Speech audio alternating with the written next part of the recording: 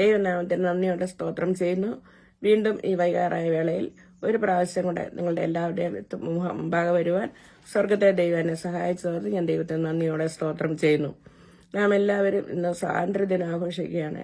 79 വർഷമായി നമ്മൾ അടിമയായിരുന്ന നമ്മളെ ദൈവം ഉടമകളാക്കി മാറ്റി തീർത്തിട്ട് ഇന്ന് എൻ്റെ ജീവിതത്തിൽ എനിക്കും വളരെ സന്തോഷകരമായ ഒരു ദിവസമാണ്. 1977 ഓഗസ്റ്റ് മാസം 15-ാം തീയതി തിങ്കളാഴ്ചയാണ് എൻ്റെ കർത്താവ് എന്നെ വീണ്ടെടുത്തത്. അന്ധകാരത്തിൽ നിന്ന് സ്വർഗത്തിലെ ദൈവം എന്നെ അത്ഭുത പ്രകാശത്തിലേക്ക് വഴി നടത്തി. വളരെ ബാല്യത്തിലായിരുന്നെങ്കിലും കർത്താവിന്റെ ആ സ്നേഹത്തെക്കുറിച്ച് മനസ്സിലാക്കുവാൻ സ്വർഗത്തിൽ ദൈവം എന്നെ സഹായിച്ചു. അതൊരു പരസ്യയോഗമായിരുന്നു. അന്ന് അവിടെ വെച്ചാണ് ഞാൻ യേശു കർത്താവിനെ എൻ്റെ സ്വന്തം രക്ഷിതാവും കർത്താവുമായി സ്വീകരിക്കുന്നത്.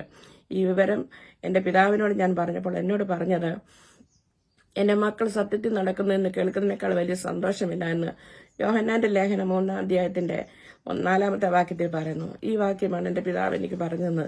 അതെന്റെ ജീവിതത്തിൽ എനിക്ക് വളരെ സന്തോഷവും ഉള്ള ഒരു കാര്യമായി തീർന്നു. ഇന്നും അതെന്റെ ചെവിയിൽ മുഴങ്ങിക്കൊണ്ടിരിക്കുന്നു. ആ വലിയൊരു ഭാഗ്യം ദൈവം എനിക്ക് നന്ദിയോടെ സ്തോത്രം ചെയ്യുന്നു. ഭാഗ്യനാൾ യേശുവൻ പാപം തീർത്ത നാളെന്ന് പാടുവാൻ തക്കോണം സ്വർഗത്തിലെ ദൈവം എനിക്കും കൃപ തന്നോർത്ത് ഞാൻ ദൈവത്തിന് നന്ദിയോടെ സ്തോത്രം ചെയ്യുന്നു. ഇന്നത്തെ അല്പസമയത്തെ ചിന്തയ്ക്കായിട്ട് ഞാൻ തിരഞ്ഞെടുത്തിരിക്കുന്നത് വേദപുസ്തകത്തിലെ ചില സഹോദരിമാരെ കുറിച്ചാണ്. അനേക സഹോദരിമാരുടെ പേരുകൾ പറഞ്ഞിട്ടുണ്ടെങ്കിലും എന്നെ ചിന്തിക്കുന്ന ആധാരമായിരിക്കുന്നത് 5 സഹോദരിമാരെ കുറിച്ചാണ്. വേദപുസ്തകത്തിലെ ചരിത്രത്തിന്റെ ഭാഗമായിട്ട് തീർന്നിട്ട് ഉള്ള 5 സഹോദരിമാര്. 1 Sarah, 2 Miriam, 3 Deborah, 4 Ruth, 5 Esther. ഈ 5 സഹോദരിമാരെ പറ്റി പറയുവാനാണ് ഞാൻ ആഗ്രഹിക്കുന്നത്. ആദ്യമായിട്ട് നമുക്ക് സാറയെ പറ്റി ചിന്തിക്കാം.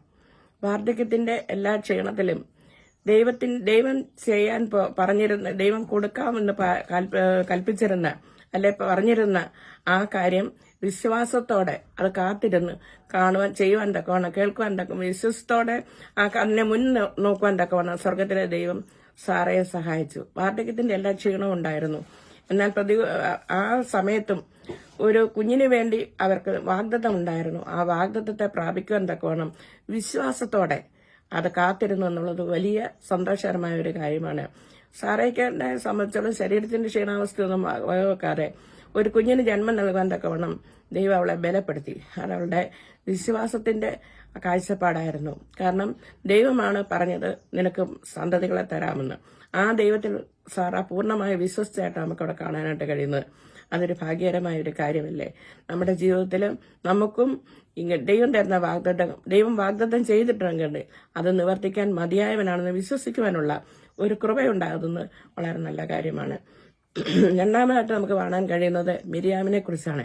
മിരിയാം ഒരു പ്രവാചകിയായിരുന്നു, കൂടാതെ ഒരു പാട്ടുകാരിയായിരുന്നു, ഒരു നേതാവായിരുന്നു. അഹരോന്റെയും മോശയുടെയും കൂട്ടത്തില് ഇസ്രായേൽ ജനത്തെ നയിക്കുവാൻ തക്കവണ്ണം അവൾ പാട്ടോടെ മുന്നിൽ നിന്നായിട്ട് നമുക്ക് കാണുവാനായിട്ട് സാധിക്കുന്നു. അങ്ങനെ നിന്ന ആ മിരിയാമിനെ കുറിച്ചാണ് നമുക്ക് രണ്ടാമതായിട്ട് കാണുവാനായിട്ട് കഴിയുന്നത്.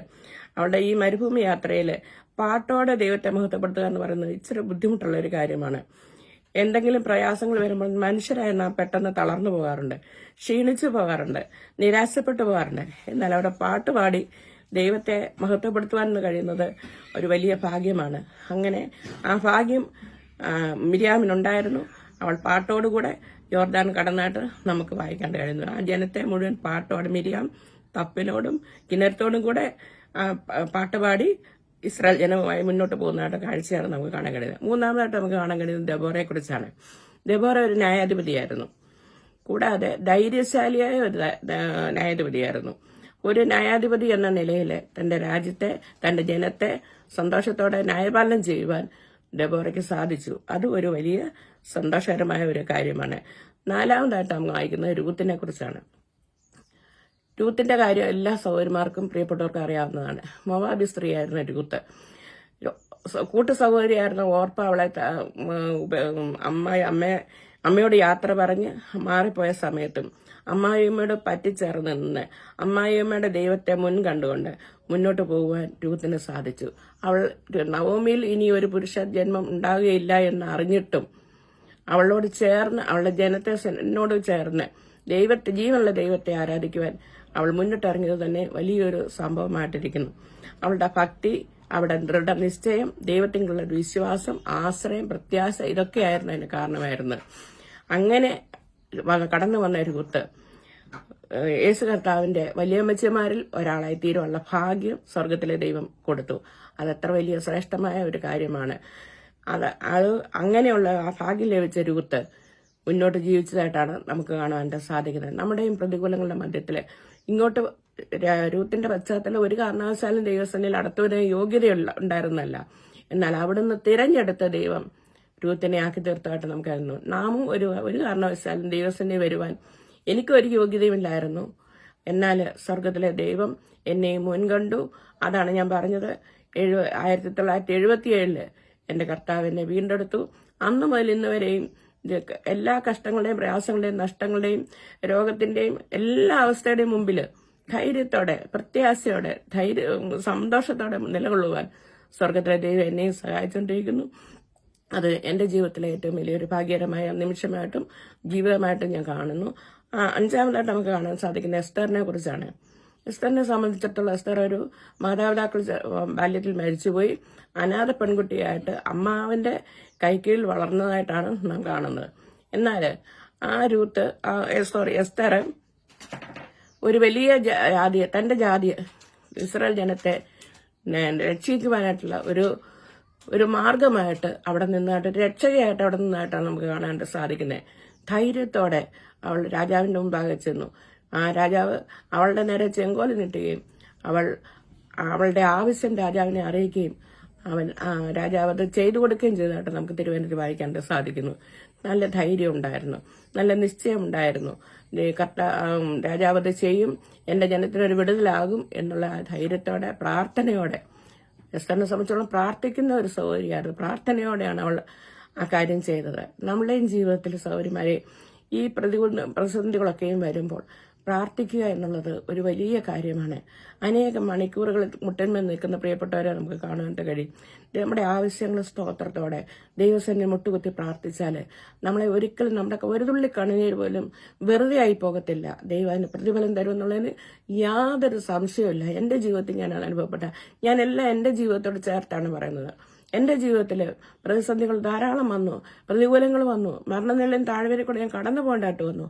എന്നാൽ അവിടെയൊക്കെയും എന്നെ വീണ്ടെടുത്ത എന്റെ കർത്താവ് എനിക്ക് ബലം തരികയും എന്നെ ശക്തിപ്പെടുത്തുകയും നിലനിർത്തുകയും ചെയ്തു. അങ്ങനെ ഇത്രത്തോളം നടക്കുവാൻ കർത്താവ് സഹായിച്ചു. ഞാൻ നടന്നതല്ല, കർത്താവിന്റെ കരം എന്നോട് കൂടെ ഉണ്ടായിരുന്നു, എന്നെ നടത്തിയതാണ്. അതിന് യാതൊരു സംശയവുമില്ല. നമ്മളുടെ സഹോദരിമാരായ നമുക്ക് പല വിഷയങ്ങൾ നമുക്ക് ദൈവസന്നിധി വെച്ച് കരയാനും പ്രാർത്ഥിക്കുവാനുണ്ട്. നമുക്കെല്ലാം ഒരു നിയോഗം കർത്താവ് തന്നിട്ടുണ്ട്. പക്ഷെ പലപ്പോഴും നമ്മൾ ഉപയോഗിക്കാറില്ല. നമ്മുടെ ബദ്ധപ്പാടുകൾക്കിടയിൽ നമുക്ക് അതിനെപ്പറ്റിയൊന്നും ചിന്തിക്കാനോ അതിന് കുറെ സമയം മാറ്റിവെക്കാനോ ഒന്നും സാധിക്കുന്നില്ല എന്നുള്ളത് ഒരു വശമാണ്. എന്നാൽ ഈ മാത്രമുള്ള ഈ ജീവിതയാത്രയിൽ മുമ്പേ അവന്റെ രാജ്യവും നീതി അന്വേഷിപ്പില്ല, അതോടുകൂടി സകലവും നൽകാമെന്ന് പറഞ്ഞ കർത്താവിന്റെ സന്നിധിയിൽ നമ്മുടെ അല്പസമയം ചിലവഴിച്ചാൽ നമ്മുടെ ഹൃദയത്തിനും സന്തോഷം ഉണ്ടാവുകയും സമാധാനം ഉണ്ടാവുകയും പ്രത്യാശ വർദ്ധിക്കുകയും ചെയ്യും. അങ്ങനെ ഈ സഹോദരിമാരെ പോലെ വരുന്ന ദിവസങ്ങളിൽ നമുക്കും ദൈവസന്നിധിയിൽ കൂടുതലായിട്ട് ദൈവത്തോട് പ്രാർത്ഥിക്കുകയും ദൈവസന്നിധിയിലേക്ക് അടുത്തുകയും ചെയ്യാം. അതിനുള്ള എല്ലാ കൃപയും ലഭിക്കേണ്ടതിന് നമുക്ക് തുടർന്ന് ദൈവസന്നിധിയിൽ പ്രാർത്ഥിച്ചുകൊണ്ടിരിക്കാം. നിങ്ങളെല്ലാവരും വീണ്ടും ഞങ്ങളെ ഓർത്ത് പ്രാർത്ഥിക്കണമെന്ന് അപേക്ഷിച്ചുകൊണ്ട് ഇന്നത്തെ ചിന്ത ഞാനിവിടെ അവസാനിപ്പിക്കുന്നു. ദൈവനാമം മഹത്വപ്പെടുമാറാകട്ടെ.